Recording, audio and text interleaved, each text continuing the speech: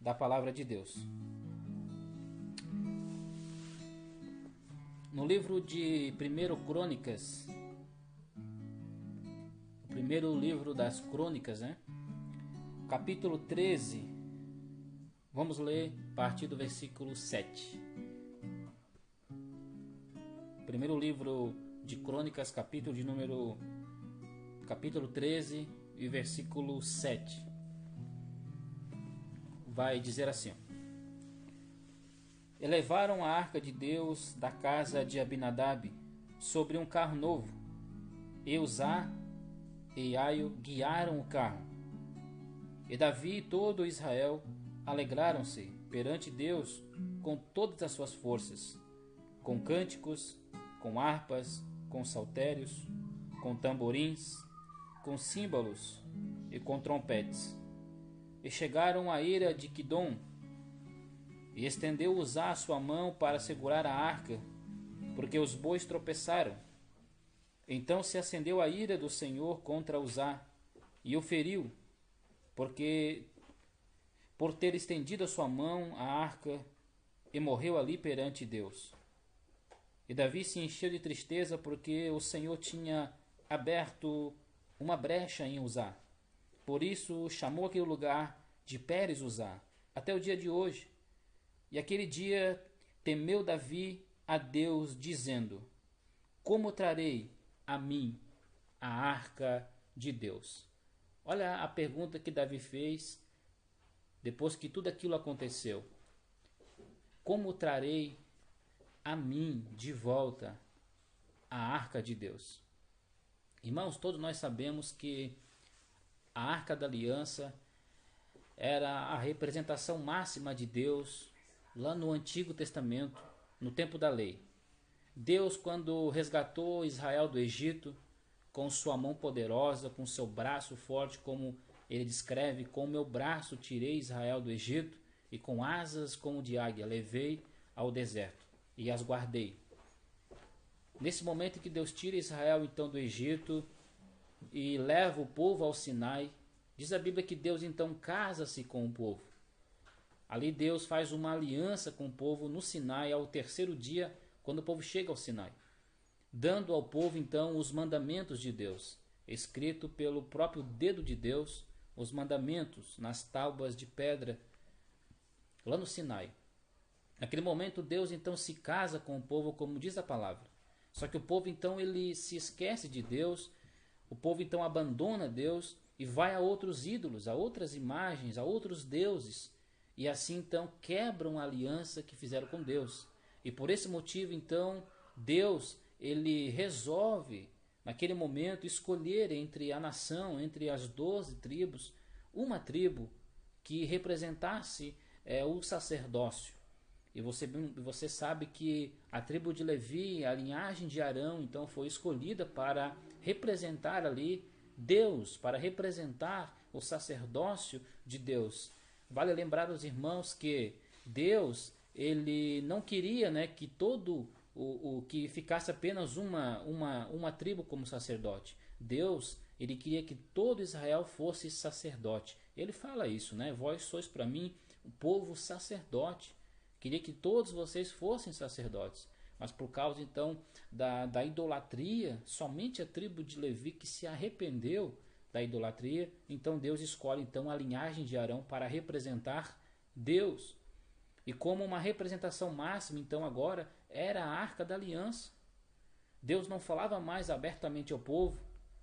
Deus não falava só agora diretamente ao povo como ele falava antes. Antes de o povo quebrar sua aliança, Deus falava com todo o povo. Deus falava na nuvem na frente de Moisés e todo o povo ouvia a voz de Deus. Mas a partir daquele momento em que o povo então esqueceu do Senhor, que foi a outros ídolos, que fizeram lá um bezerro de ouro, então a partir dali então Deus começou a falar apenas com o sacerdote na sua arca, onde ele mandou construir a arca, que era a representação máxima de Deus, que hoje, trazendo para nós hoje, é a nossa vida. Aqui está a arca de Deus. Aqui deve e tem que estar a presença de Deus dentro de nós. Dentro de cada um de nós está a presença de Deus. Né? A Bíblia diz que aqui é o templo do Espírito Santo.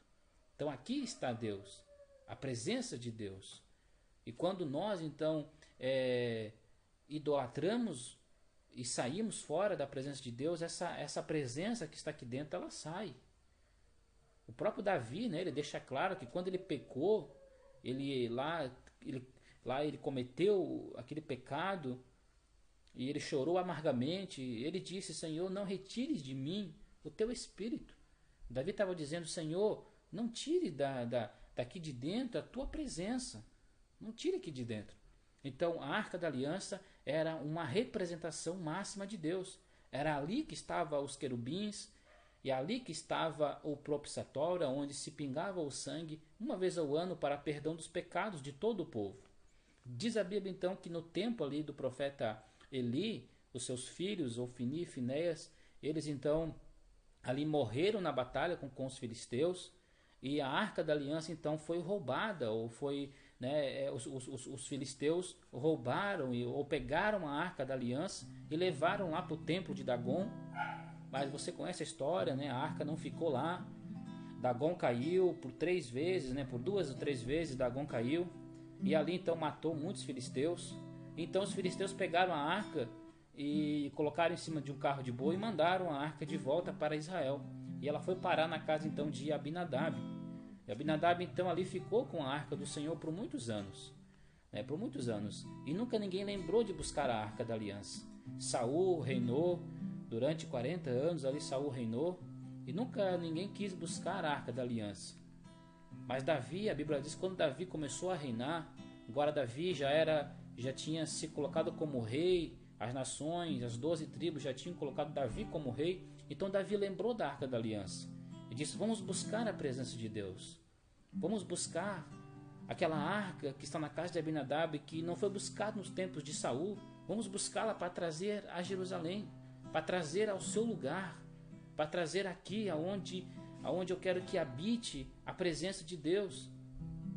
Só que o que me chama a atenção nessa história é que atrair a presença de Deus, trazer a presença de Deus, não é de qualquer maneira, não é simplesmente estalar os dedos e querer que a presença de Deus esteja dentro de você. Existe algo a se fazer, tem que ter uma preparação. Você precisa se preparar para que Deus venha morar em você. Deus não habita em nenhum templo construído por mãos de homens, mas Ele habita em nós. Então esse aqui é o templo dele e precisa estar organizado, precisa estar limpo, precisa estar disposto. E aí sim Ele vem e habita em nós. Diz a Bíblia então que Davi, ele convocou todo Israel, ele convocou ali mais de 30 mil homens e foram então em busca, né, foram lá trazer a Arca da Aliança. E você vê que Davi, ele então mandou fazer um carro novo, para ali colocar a Arca da Aliança em cima daquele carro. E a Bíblia diz que era um carro novo, os bois eram bois novos, que nunca ninguém tinha experimentado aqueles bois, eram bois novos. A Bíblia não vai relatar bem esse detalhe, mas alguns livros históricos, eles vão contar que Davi mandou fazer um carro todo de ouro, coberto de ouro, e ali então para que colocasse a Arca da Aliança. Ele foi até a casa então de Abinadab e pegou então a Arca da Aliança e trouxe através de Uzá e Aio, que você leu aqui. Eram 2 homens. Eles foram guiando o carro.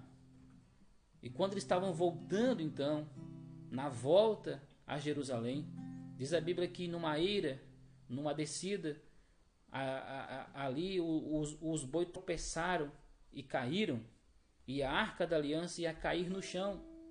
A Arca da Aliança, que estava ali representando a glória de Deus, ela ia cair no chão. E diz a Bíblia então que este homem, Uzá, estava guiando o carro, ele botou a sua mão para segurar a Arca da Aliança. E naquele momento a Bíblia diz que ele foi morto, abriu-se uma ruptura, abriu-se uma brecha nele, e ele morreu ali mesmo naquele lugar, porque ele foi colocar a mão na Arca da Aliança e não podia colocar a mão. Ninguém encostava na presença de Deus. Mas ele foi ali então, aquele homem, segurar então a Arca da Aliança e Davi da Aliança e não podia colocar a mão. Ninguém encostava na presença de Deus. Mas ele foi ali então, aquele homem, segurar então a Arca da Aliança. E Davi, naquele momento, diz a Bíblia que Davi lamentou. E ele disse: como então? Como vamos trazer a Arca da Aliança? Eu quero que você entenda, irmãos, que nesse momento Davi ele refletiu. Ele refletiu e viu que ele fez algo errado. A presença de Deus não é porque está bonito, não é porque está novo, não é porque é de ouro que vai dar certo. Entenda que Davi, ele fez um carro novo e eles estavam se alegrando, eles estavam cantando, eles estavam todos felizes e eles estavam se alegrando porque estavam trazendo a Arca da Aliança. Mas era da maneira errada. Não era como Deus tinha pedido. Não era a maneira que Deus tinha escolhido. Entenda que Deus ele tem padrões para lidar conosco. Deus não pode quebrar os seus próprios princípios. Deus não pode quebrar os seus próprios padrões. Se Ele decidiu, se Deus falou de uma forma, tem que ser feito. Se Deus ele determinou o princípio, a sua lei tem que ser cumprida. Não importa se você está fazendo certo. Não importa se aquilo que você está fazendo é novo. Deus não se importa que é novo, Deus quer que faça certo. Deus quer que seja feito da maneira que Ele determinou. Entenda que estava tudo bonitinho. O carro era novo, os bois eram novos, a carruagem era de ouro, estava tudo bem, mas no caminho ela caiu, ela virou. Entenda que nós podemos, até um certo ponto, nós podemos fazer do nosso jeito, mas entenda que em algum momento da nossa vida algo vai acontecer errado para nós refletir e ver que nós fizemos errado. Em algum momento da história da nossa vida, se nós continuar, eu falo isso para você que me ouve, para você que nos assiste, se você está levando uma vida de aparência talvez, se você está levando uma vida achando que está tudo certo, que está tudo feliz, entenda que você sabe que não é a maneira que Deus pediu. Eu quero que você entenda que não é a maneira que Deus pediu para você fazer. Davi sabia a maneira correta de trazer a Arca da Aliança, mas ele tentou apressar as coisas, ele tentou apurar as coisas, ele tentou fazer da maneira dele como se fosse melhor. E para Deus, irmãos, para Ele não importa se é novo, não importa se é velho, o que importa para Deus é que você faz dentro dos princípios que Ele estabeleceu. Davi colocou a mão na sua cabeça e disse: e agora, como vou trazer a presença de Deus? E Davi lembrou que a presença de Deus não se carrega em carros de boi. Davi lembrou que a presença de Deus se carrega nos ombros do sacerdote, sobre os ombros dos levitas, que se santifiquem os levitas, coloquem a roupa sacerdotal e vamos a pé. Vamos buscar a Arca da Aliança a pé, trazer sobre o ombro do sacerdote, assim como ela iniciou a sua história, assim como Deus determinou, deve ser feito. Mas precisou um homem morrer, precisou um homem sacrificar a sua vida para que Davi entendesse que era errado. Eu quero dizer para você que não é necessário, não precisa ninguém da sua família padecer para que você entenda que está no caminho errado.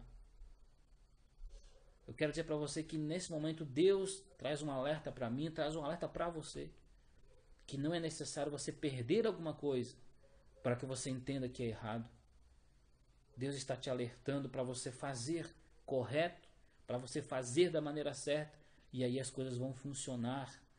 Aí vai ter alegria de verdade. Entenda que aquela mesma alegria que Davi foi buscar, a primeira vez deu errado, ele foi de volta com alegria. Então, não é porque está bem que está certo.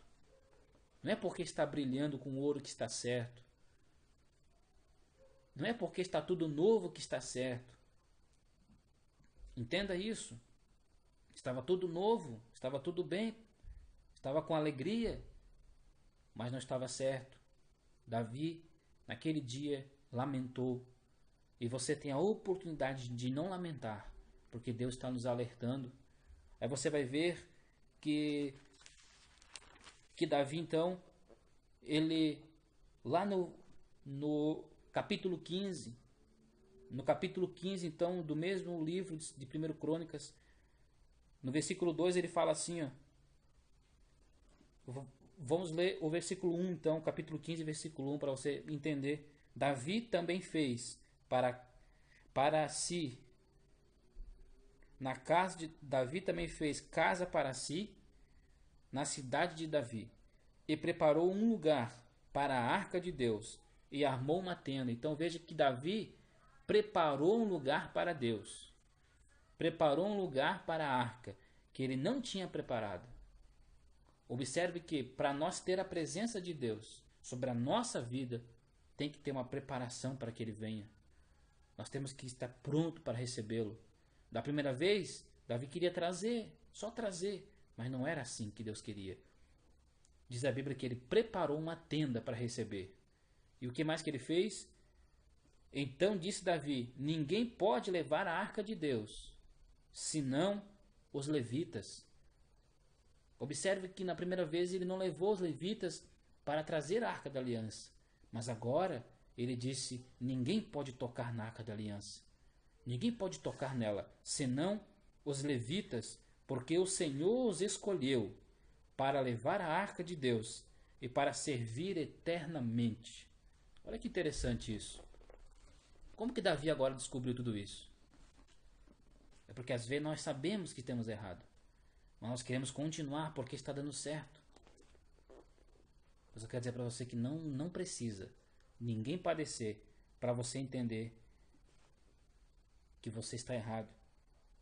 No versículo 12 ele fala assim, ó, vós sois o chefe dos pais entre os levitas, santificai-vos.